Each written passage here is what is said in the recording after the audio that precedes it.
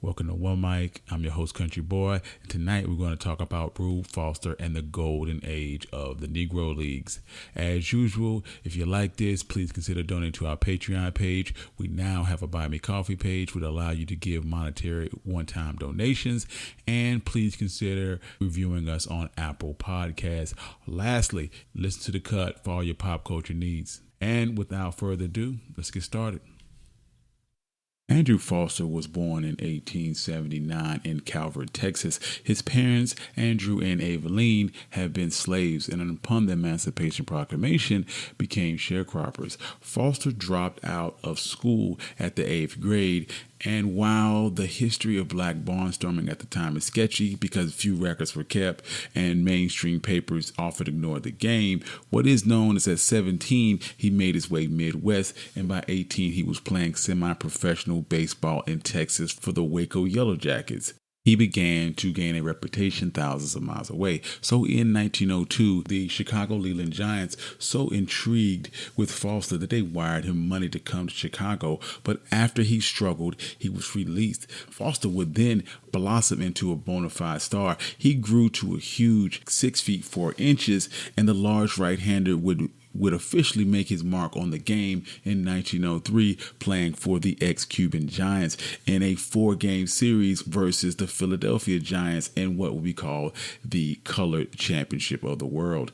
The next year, as a member of the Philadelphia Giants, Foster would earn his nickname by outdueling the great Rube Waddle in a game against the Philadelphia Athletics of the American League. From there, he earned the name Rube Beater, which was shortened to Rube. In 1895, it was said that he won 51 of 50 games played.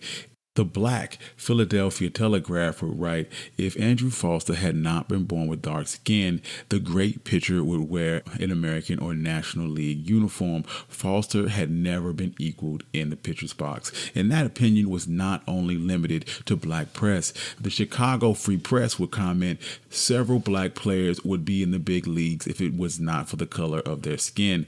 Most notably of those players was Rube Foster, considered to be one of the best pitchers in the world. He is the best man. He is the best known colored man in the world today.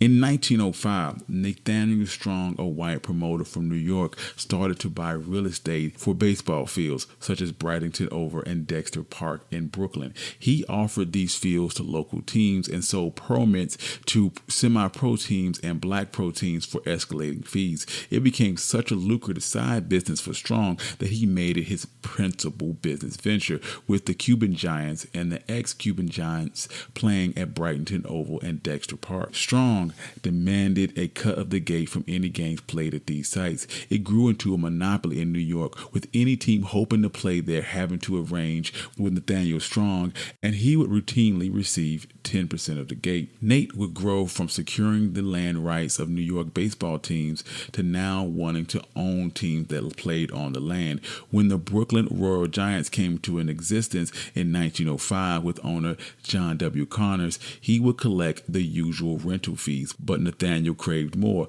Thus began a power struggle for the Royal Giants, with the Brooklyn Royal Giants being the only club being owned by a black man. Over the next few years, Strong would hike the fees for Brighton Oval to attempt to bankrupt John W. Connors so he could take over the club.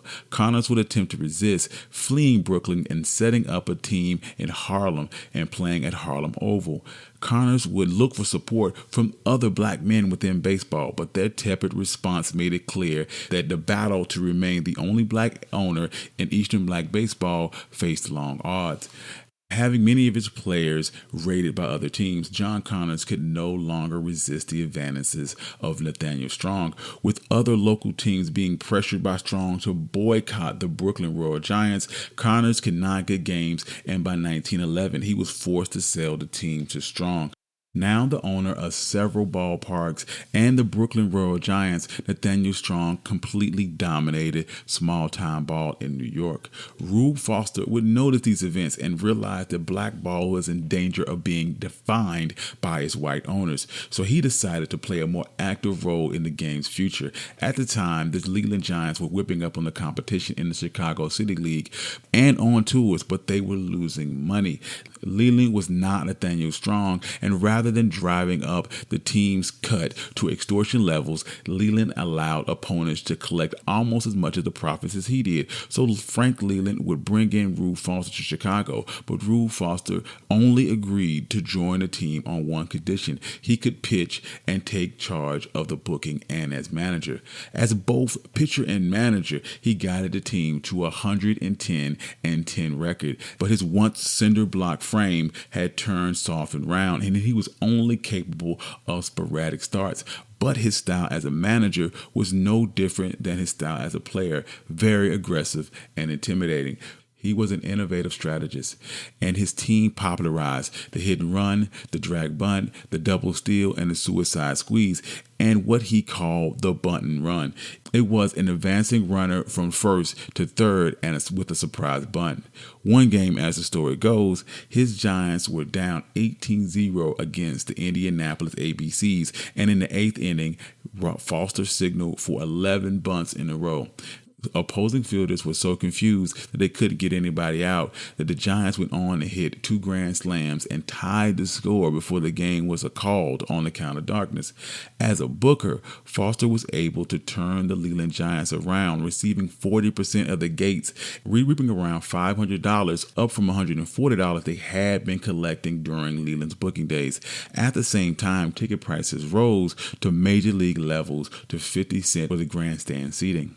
Foster was not happy with just being a player and a manager of the Giants. He wanted to dominate the business of black baseball. So in 1909, Rube would inform Frank Leland that he wanted him to recuse himself from all facets of the business operation of the Leland Giants. Thus became a battle of wills between Foster and Leland. Foster reportedly faked an injury to stay out of the lineup as a message to Leland. The point for Rube in any endeavor was to always come out ahead. And in October, he gave Leland an ultimatum: either you go or I go, and I form my own Leland Giant team.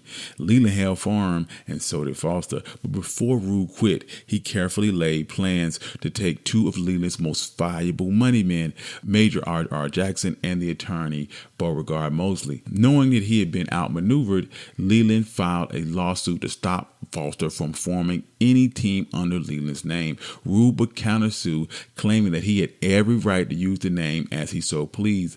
And a strange verdict of the lawsuit: the courts gave Foster exclusive rights to the name Leland Giants, but gave Frank Leland exclusive rights to Chicago's Auburn Park, and enjoined Foster from taking any of Leland's players.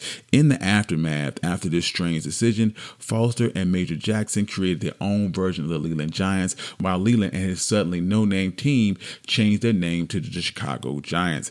Foster started to raid Eastern black baseball teams of their best players. Foster would warn black ball clubs that they better start preparation to cleanse black baseball of its racial impurities. And Foster may as well have been looking directly at Nathaniel Strong. Strong was the greatest obstacle in Foster's pathway to glory for himself and for black baseball. Foster would encroach on Nathaniel Strong's territory while Nathaniel was unsuccessful in attempting to block him from booking games. The irony of Foster's fight against Nathaniel Strong is that Nathaniel Strong was not the only white businessman in black baseball. There had been no fewer than 30 stadiums used by pro and semi-pro black teams, and none of them were owned by black interests. Rube understood that black teams had a far better chance at success if, instead of paying booking fees to white stadium owners, they used their own facilities at their own ballparks. As it would happen, Charlie Kaminsky was moving the White Sox to Kaminsky Parks, a brand new 28,000-seat facility, and meant that Southside Park was sitting vacant at the right time. Foster was complaining about the conditions of the team's current facility at Normal Park. So Foster would form a partnership with John Storing, a white tavern owner in Chicago. Foster gave Storing half of the Chicago American Giants, and this allowed Charlie Kaminsky to form a business relationship with Rube Foster through Shoring. In this agreement, Foster would own the title to the park, while Kaminsky retained the deed through Shoring to the overall grounds, which let Foster stake the claim that he was the owner of the ballpark and gave the Giants a permanent home. Foster was focused on making black baseball America's game, with black men standing toe-to-toe with each other. To do this, Foster would begin having the Giants emulate the rituals of major league teams, with the intention to force-feed black professionalism into white consciousness as a first step towards integration while continuing to stand on their own. As early as 1910, Foster began to talk about reviving the concept of a national colored league. He would state, "The time is now at hand for the formation of colored leagues should receive much consideration. In fact, I believe it's an absolute necessity." Unfortunately, Foster's first experience with a black league would expose him to the same problems that plagued other black leagues. He tasked Beauregard Mosley with the task of sounding out the Midwestern and Southern black clubs with the idea of joining the league. By 1910, he had tentative plans for 7 teams: Kentucky Cubs, the New Orleans Eagles, the Mobile Tigers, the St. Louis Giants, and the Kansas City Giants, and Kansas City, Missouri, and Columbus, Ohio. Foster felt success would force recognition from minor white leagues to play them and share in their receipts. His goal reflected Foster's one step at a time method at possible integration, but this raised the stakes of the Negro League, and the league collapsed from lack of proper funding even before playing a game. Foster now had to backtrack and focus on the Leland Giants, now named the American Giants. While Shoring Park was being renovated, the Giants plowed through the barnstorming trail, winning 123 of 129 games in 1910. And even after Shoring Park was completed, Foster kept the Giants on the run because competition in the Chicago leagues had faded and because he didn't want to face Frank Leland. Foster also understood that it was endless competition throughout the country, and he wanted the Chicago American Giants to become a symbol of black baseball. Although the American Giants rarely played in Chicago, Frank Leland's Chicago Giants were eclipsed by Rube's enormous shadow. He pushed aging players, with Leland defiantly taking back the Leland Giants name the moment Rube Foster dumped it. By 1914, the Leland Giants were profusely losing money, and Frank Leland suffered a heart attack and died at the age of 45.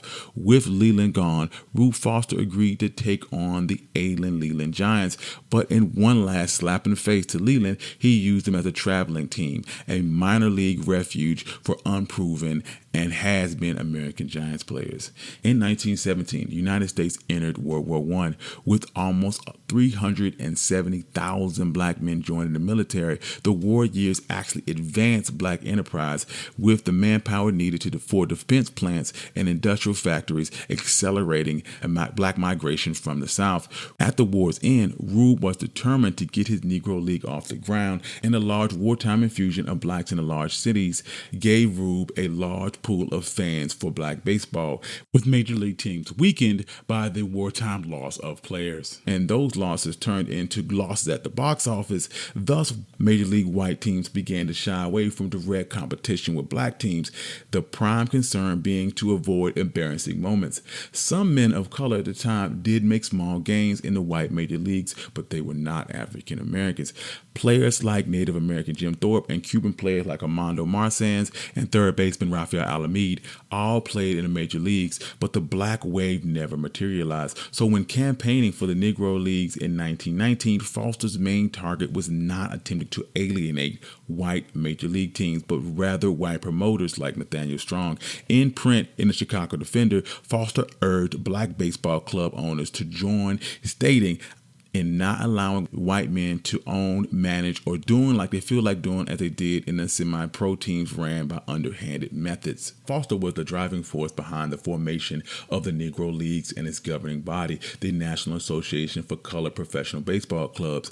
The owners would meet to ratify the creation of the league, held in February 13th and 14th in 1920, with the group of C.I. Taylor of the Indianapolis ABCs and Joe Green of the Chicago Giants, John Matthews of the Dayton Marcos, Charles Hill of the St. Louis Giants. But one businessman who had been invited but refused to come was newcomer Ed Bolden, who was likely irked by the fact that Foster had ignored his team, the Hilldale Athletic Club. Then in 1919, Rube, seeing a huge payday, scheduled 3 games at Hilldale Park, and Foster would drill the Hilldales in the first 2 games but lost the third.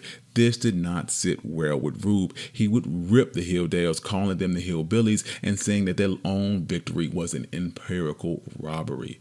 With the Negro League quickly coming together, Rube didn't want Bolden to work with Nathaniel Strong. Strong began to court Bolden, offering the owner a variety of concessions to align himself in a league that he was attempting to form on his own. Strong felt that this alliance was essential to the success of his future league. Meanwhile, John W. Connors had become a major irritation for Strong. He had been lying in wait since he had been forced to sell the team in 1912 with the Baccarat Giants of Atlantic City. Connors found a way to get his revenge. The Baccarat Giants had become a major rival in the East, but had gone under in 1918, and Connors would purchase the club and move it to Harlem, using the aid and economic leverage of a man who not only could pierce Strong's monopoly, but absolutely terrify him. This was notorious gangster and owner of the exclusive club named Baron Wilkins. Connor would bring in Wilkins as a co-owner. Nathaniel Strong would attack Connors and Wilkins for offering Coons more money than he could.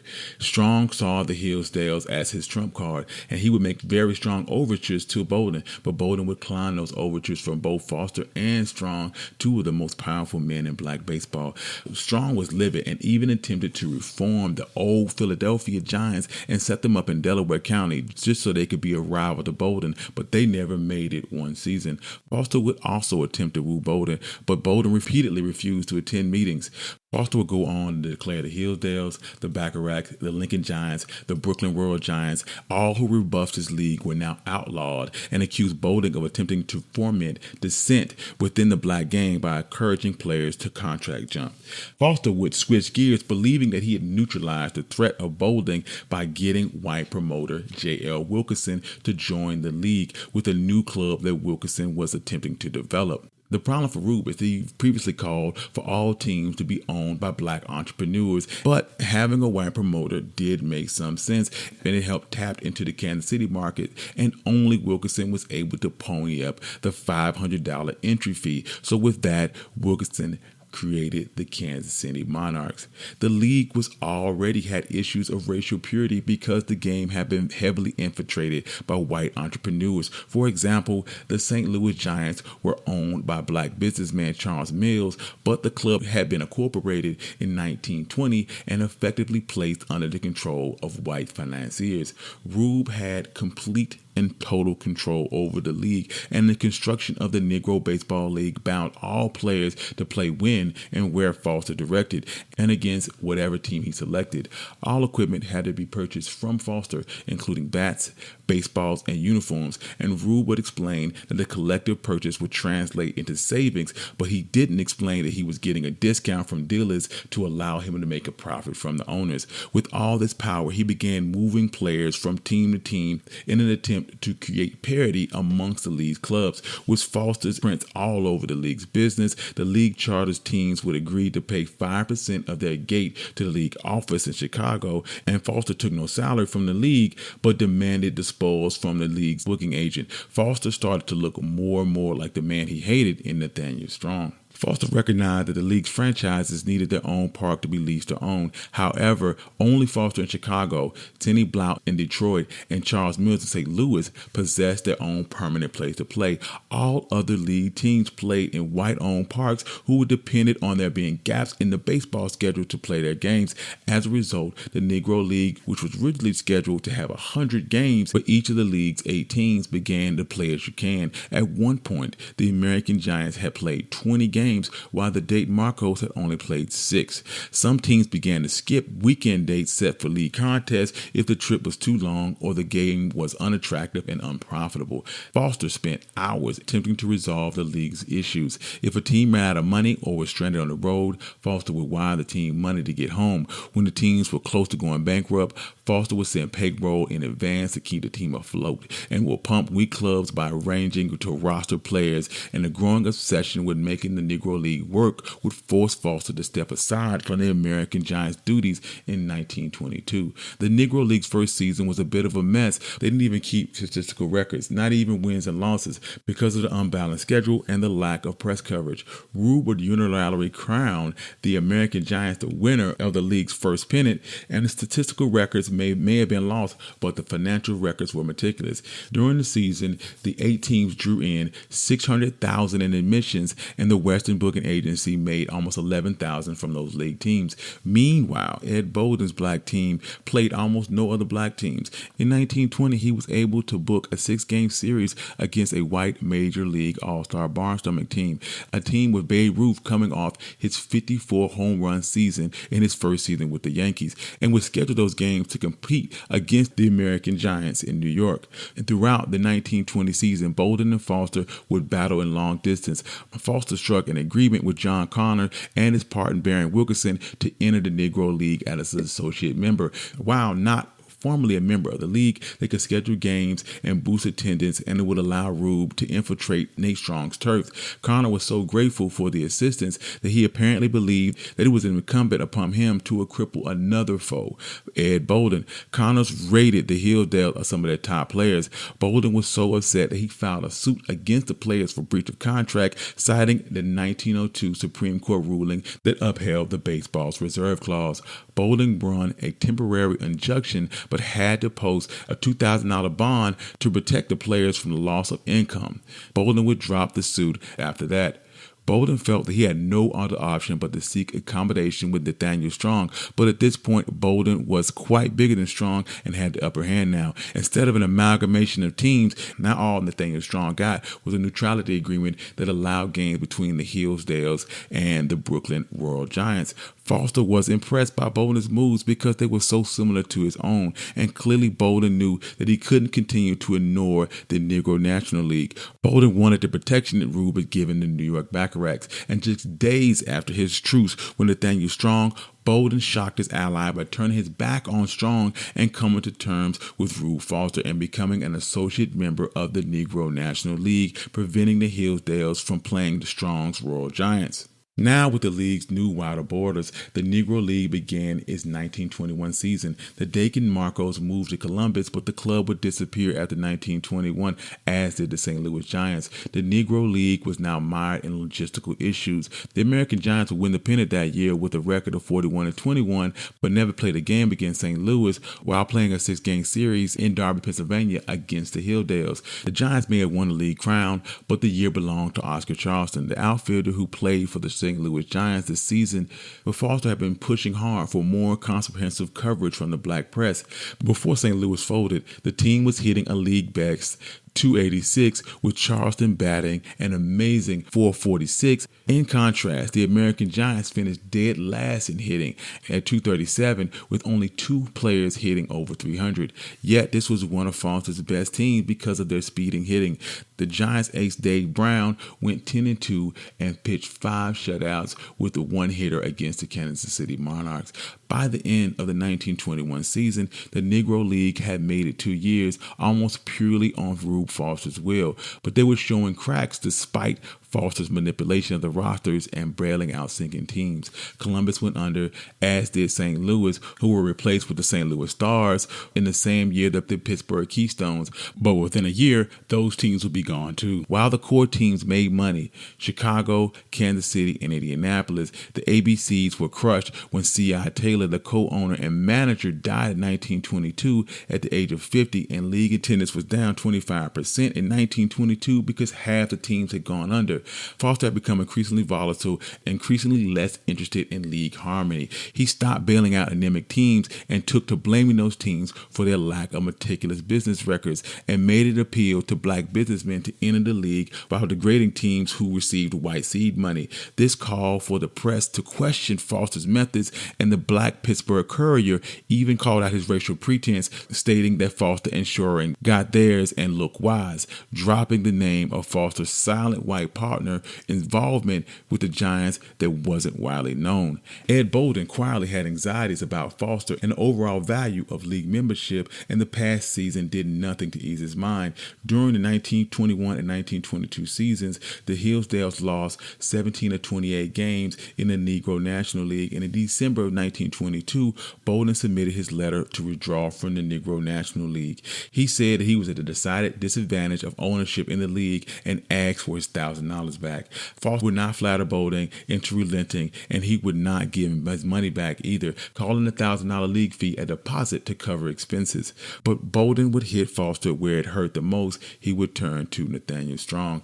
Nathaniel Strong's power had eroded over the years, and his monopoly had mostly been broken by other bookers. So Nathaniel Strong was overjoyed when Ed Bolden revived him and formed what was essentially a society of Eastern teams who had been left out in the cold by the Negro National League. But Bolden had more in mind. He wanted to challenge Foster's Negro National League and start his own black baseball league without Rube Foster aspects. He billed himself as the anti-Foster. And from the start, the Hillsdales, the Royal Giants, the Cuban Stars were on board, and then Bolden signed 2 more clubs with bad blood with Strong: James Keene of the New York Lincoln Giants and Thomas Jackson from the Atlantic Backyard Giants. And lastly, the 6th member was the Baltimore Black Sox, owned by 2 white barkeeps, James Spilden and Roger Worcester. Bolden did not care about the complexion of his owners. Bolden was the only African American among them, and in December 16, 1922, the 16 representation met at a YMCA in Philadelphia to ratify the hierarchy of the Mutual Association of Eastern Baseball Clubs, with Ed Bolden as the chairperson. Although the constitution of the Mutual Association and the Negro League were the same, the league didn't feel compelled to broaden the spirit of harmony and cooperation in black baseball. The Negro League refrained from raiding players from the outlaw clubs, but the Mutual Association owners didn't feel the same spirit of community, and over the next 2 years, 18 Negro League players defected to the Eastern Association. Foster's only recourse was to shame the new league by trying to hide Nathaniel Strong.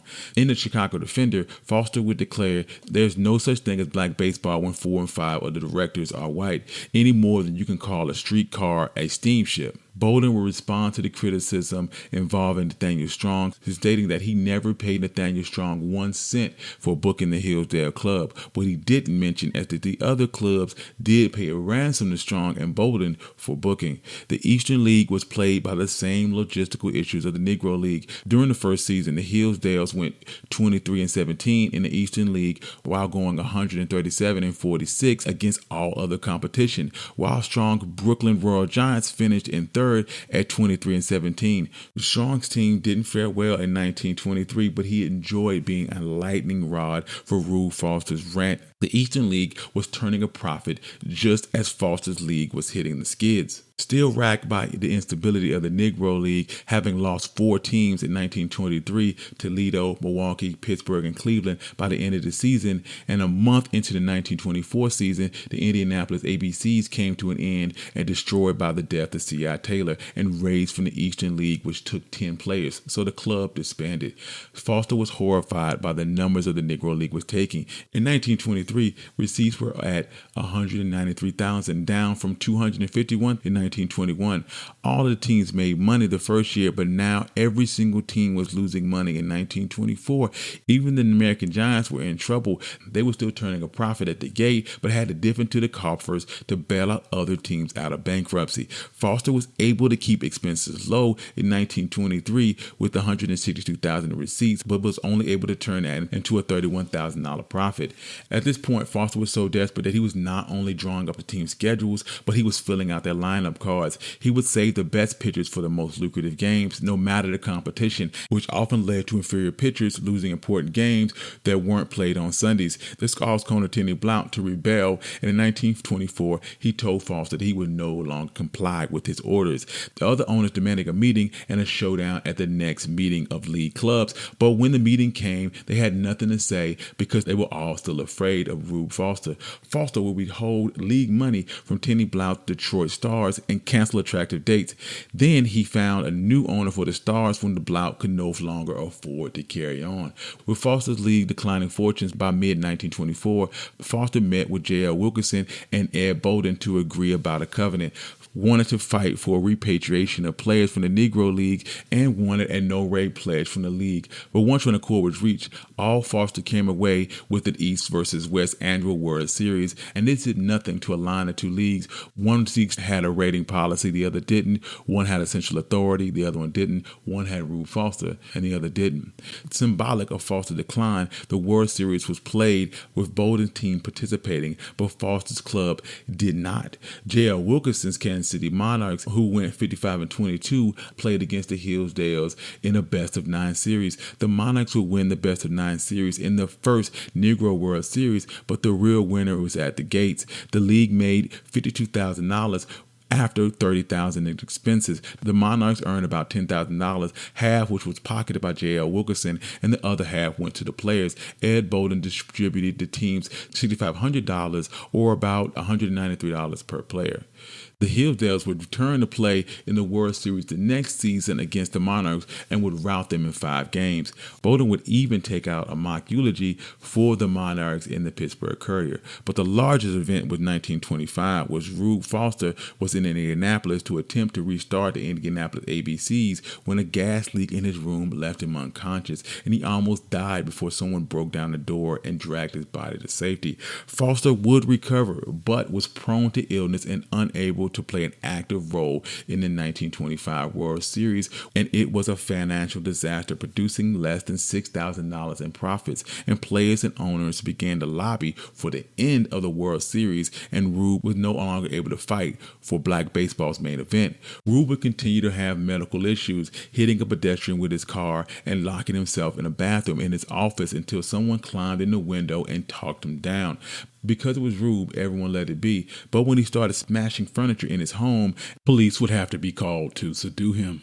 And later, when he would attack a friend with an ice pick, a judge ruled that Foster was insane and had him committed to an asylum in Chicago. The American Giants would go on to win the World Series in 1927, but it was bittersweet because in 1927, in the 11-game series, only 21,000 people showed up and the series was canceled, with no one having the heart to tell Rube Foster.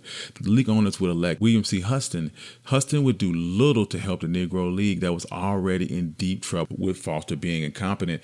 The league directors sold the American Giants to William E. Trimble, and the ballpark and the team will both fall apart due to neglect.